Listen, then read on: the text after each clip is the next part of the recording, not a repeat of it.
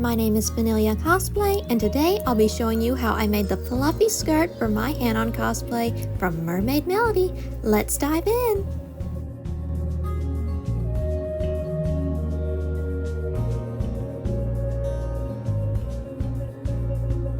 To start off, we'll be using McCall's M7455.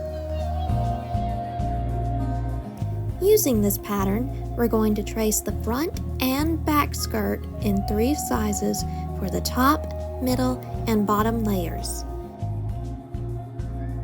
After cutting out the matte satin for the middle and bottom tiers, give your fabric pieces a good pressing session.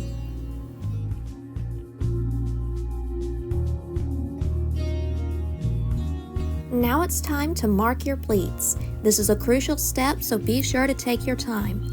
I like to point my pins in the direction I'll be pleating them.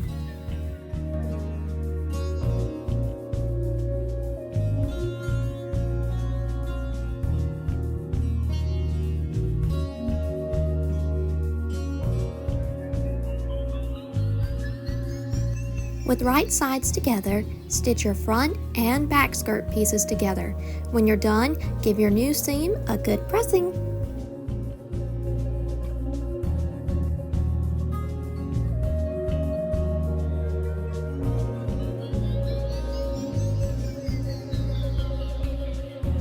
Now for the most time-consuming part, the pleating. It may seem overwhelming, but once you get the hang of it, pleating is pretty fun. Just be sure to take your time.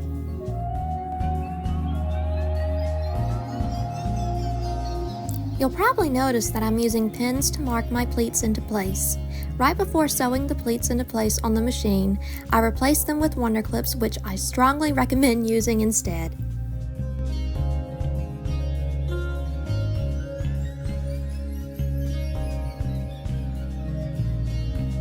Time to baste the pleats. Baste each pleat down one by one.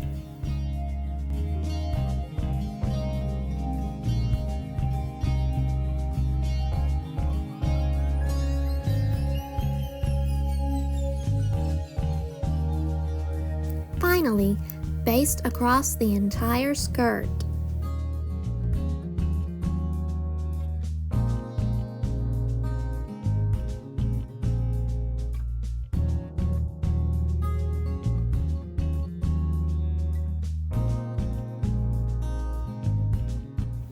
When you finish basting, stitch the back skirt pieces together and give your pleats a good pressing session before letting the skirt drape for at least 24 hours. Now repeat every single step we just did for the middle tier. Top tier time! I'm using a shiny performance spandex to get that extra sparkle. Because this is performance spandex, do not iron this material at all. Doing so could damage your fabric as well as your iron. Just like we did before, we're going to mark our pleats and then pleat them one by one. I'm missing footage, but before basting your pleats, stitch your front and back skirt pieces just like we did before. Since this fabric is stretchy, I recommend using specialty threads such as Eloflex, which is an elastic-like thread which comes in a variety of colors.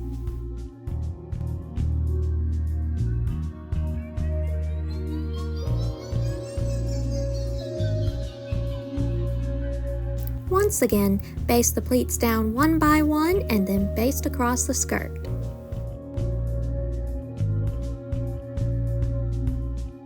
Stitch all 3 layers together and then attach your waistband. Unfortunately, I forgot to record footage of that part. Sorry!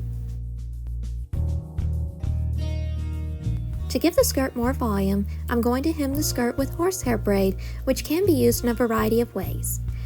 I'm missing footage, but after the first hem is done, fold your hem over twice and baste once more. Fold your hem over one more time and stitch. Repeat these steps for the 2 remaining tiers. When you finish your horsehair braid saga, tack your ruffles into place. I did the top tier by hand and the bottom 2 by machine, so whichever you prefer.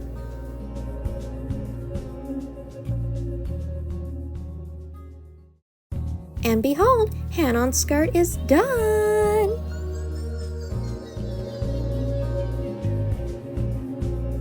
If you have any questions, let me know in the comments. Thanks for watching, and I'll see you next time. Bye!